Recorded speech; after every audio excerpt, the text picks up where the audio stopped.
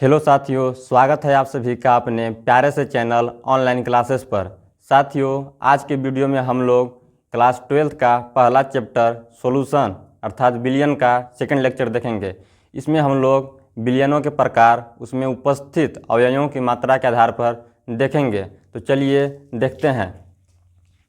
जैसे कि ये होता है पहला तनु बिलियन, तो तनु बिलियन व दूसरा होता है सांद्र बिलियन। तो ये दोनों को एक ही साथ समझा जा सकता है, ये दोनों को अलग अलग नहीं समझा जा सकता है।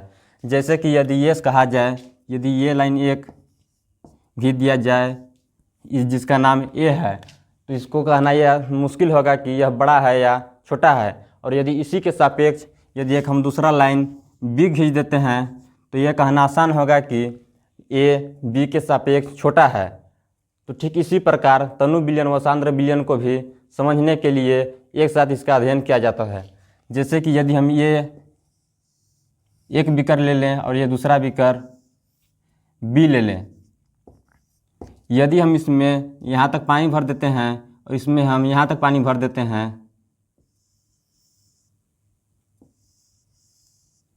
और यदि हम इसमें 1 चम्मच चीनी घोल देते हैं, दूसरे बीकर में हम लोग 3 चम्मच चीनी घोल देते हैं, तो ये आसानी से देखा जा सकता है कि बीकर ए में जो 1 चम्मच चीनी घोला गया है यह हल्का होगा, अर्थात कि यह हल्का गाढ़ा होगा। और यहीं पर यदि बी बीकर में देखा जाए तो इसमें 3 चम्मच चीनी घोला गया है, तो ये ए से ज़्यादा गाढ़ा होगा। तो ये यहाँ पर ए बीकर तनु बिलियन है इसमें,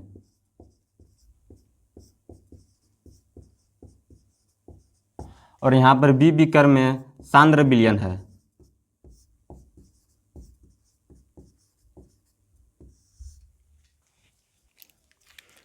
तो इसके आधार पर हम लोग कह सकते हैं कि जिस बिलियन में विलेय की मात्रा कम हो उसे हम लोग तनु बिलियन कहेंगे,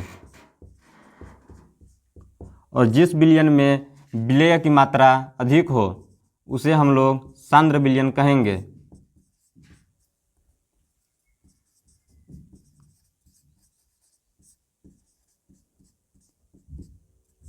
यहीं से इसका परिभाषा बनता है तनु बिलियन। जिस बिलियन में विलेय की मात्रा कम होती है उसे हम लोग तनु बिलियन कहते हैं। यहाँ पर आप साफ देख सकते हैं कि इसमें 1 चम्मच चीनी घोला गया है, तो यह हल्का गाढ़ा है। और इस यहीं पर बी बीकर में 3 चम्मच चीनी घोला गया है, तो यह गाढ़ा है। तो यहाँ पर बी बीकर में उपस्थित बिलियन सांद्र बिलियन होगा, और ए बीकर में उपस्थित बिलियन तनु बिलियन होगा। अर्थात कि ऐसा बिलियन जिसमें विलेय की मात्रा अधिक होती है उसे हम लोग सांद्र बिलियन कहते हैं। तो चलिए अब हम लोग अगला बिलियन देखते हैं, संतृप्त बिलियन। संतृप्त बिलियन वह बिलियन होता है जिसमें विलेय की मात्रा अधिकतम होती है, या अथवा जिस बिलियन में विलेय की ठोस व विलयन अवस्था के बीच साम्य होता है उसे हम लोग संतृप्त बिलियन कहते हैं। चलिए हम लोग इसे उदाहरण के माध्यम से समझते हैं। जैसे कि यदि ये एक हम बीकर ले लिए, इसमें यहाँ तक हम मान लीजिए पानी भर देते हैं, इसमें हम लोग 1 चम्मच चीनी घोलते हैं,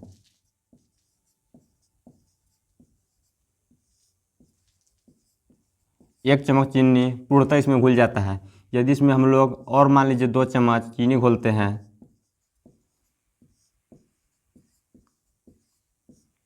तब पर भी घुल जाता है। लेकिन एक समय ऐसा आएगा कि मान लीजिए यदि हम लोग और 1 चम्मच चीनी घोलते हैं तो वह घुलने के बजाय यहाँ पर बैठने लगेगा चीनी, जो कि सॉलिड अवस्था में अर्थात ठोस अवस्था में होगा। तो मतलब इसका यह हुआ कि यह पूर्णतः रूप से भर चुका है।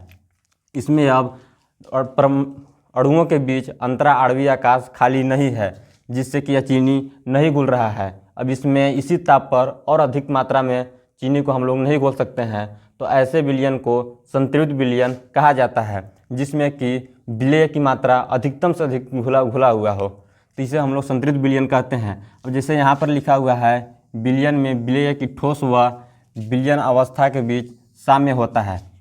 जैसे यदि ये मान लीजिए हम लोग 1 चम्मच चीनी यहाँ पर डालते हैं तो यह नीचे बैठ जाएगा सॉलिड अवस्था में, तो यह ऐसा नहीं है कि जो घुल चुका है, यह जो है जलीय अवस्था में जो विलयन है इससे भी चीनी धीरे धीरे नीचे यहाँ पर इकट्ठा होता रहेगा।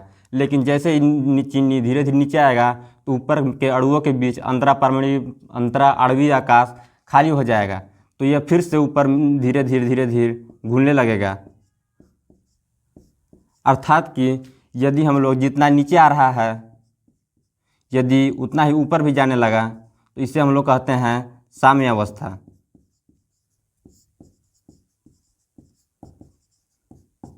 या इसे सिंपल भाषा में कह सकते हैं कि जितना चीनी नीचे आ रहा है उतना ही चीनी ऊपर जाकर घुल जा रहा है, तो यह साम्य अवस्था में होगा। इसे हम लोग ऐसे भी कह सकते हैं कि वह विलयन जिसमें विलय की और अधिक मात्रा को न घोला जा सके उसे हम लोग संतृप्त विलयन कहते हैं। जैसे यदि यह घरेलू उदाहरण समझें, यदि आप कहीं बाहर से धूप में से आते हैं घर पर, तो यदि आपको प्यास लगा हुआ होता है तो मान लीजिए कि आप 1 लीटर पानी पी सकते थे, और यदि आप 1 लीटर पानी पूर्णतः पी लिए तो आप संतृप्त विलयन की तरह हो गए, क्योंकि आपको 1 लीटर पानी की प्यास थी और वह 1 लीटर आपको मिल चुका है। यदि आप इससे कम पीते हैं, 1 लीटर से थोड़ा कुछ कम पीते हैं, तो उसे हम लोग असंतृप्त विलयन कहते हैं। जिस विलयन में विलय की मात्रा अधिकतम से कुछ कम होती है, या यहीं पर यदि 1 चम्मच चीनी, 2 चम्मच चीनी, कुल मिलाकर 3 चम्मच चीनी घुला है, और यदि इसी को हम लोग 3 चम्मच से थोड़ा कुछ कम रहे तो इसे हम लोग असंतृप्त विलयन कहेंगे, क्योंकि यदि इसमें 3 चम्मच घुल सकता था तो 3 चम्मच चीनी हम लोग नहीं घुले बल्कि उससे कुछ कम घुले, तो यह असंतृप्त विलयन कहलाएगा। तो चलिए अब हम लोग अगला देखते हैं, अति संतृप्त विलयन। स्थिर ताप पर जब किसी विलयन में विलय की मात्रा अधिकतम अर्थात संतृप्त विलयन से भी अधिक हो जाती है तो ऐसे विलयन को अति संतृप्त विलयन कहते हैं। उदाहरण के माध्यम से समझते हैं।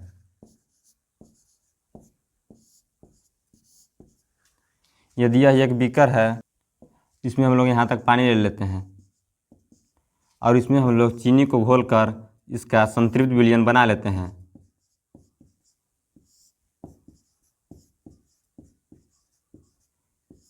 संतृप्त विलयन बना लेते हैं तो इसमें यदि हम लोग इस बीकर को गर्म करें, गर्म करने पर इसके अणुओं का गतिज ऊर्जा बढ़ने के कारण इसके अणुओं के बीच अंतरा आणवीय आकाश बढ़ जाता है, जिसके कारण इसमें हम लोग और चीनी की मात्रा को घोल सकते हैं। संतृप्त विलयन से भी चूँकि हम लोग गर्म करें तो संतृप्त विलयन से भी ज़्यादा चीनी हम लोग और घोल सकें, तो ऐसे विलयन को ही हम लोग अति संतृप्त विलयन कहते हैं।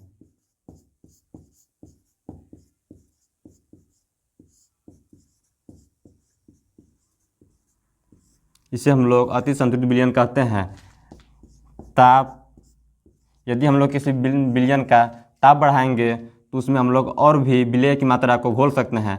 अतः हम लोग इसे यह कह सकते हैं कि किसी विलयन की विलयता उसके ताप के अनुक्रमानुपाती होता है।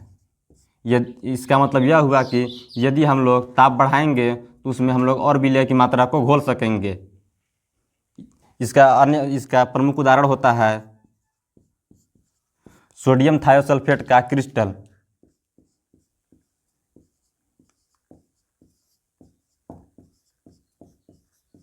यदि हम लोग इसे गर्म करेंगे तो यह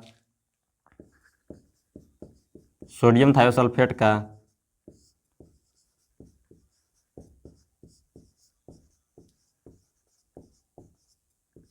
अति संतृप्त विलयन बना लेगा। यह सोडियम थायोसल्फेट का क्रिस्टल है।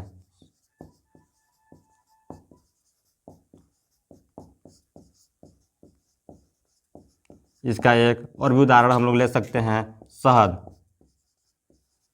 जिसमें और अधिक चीनी की मात्रा को उसी ताप पर नहीं घोला जा सकता है।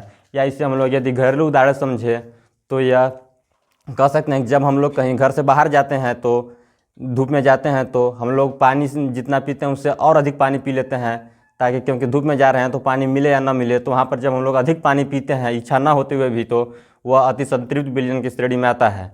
उम्मीद करते हैं यह क्लास आपको अच्छी लगी होगी। यदि यह क्लास आपको अच्छी लगी है तो हमारे चैनल को सब्सक्राइब व वीडियो को लाइक ज़रूर करें तथा हमारे चैनल के बेल आइकन को प्रेस ज़रूर करें, जिससे आपको अगली वीडियो की नोटिफिकेशन मिल सके।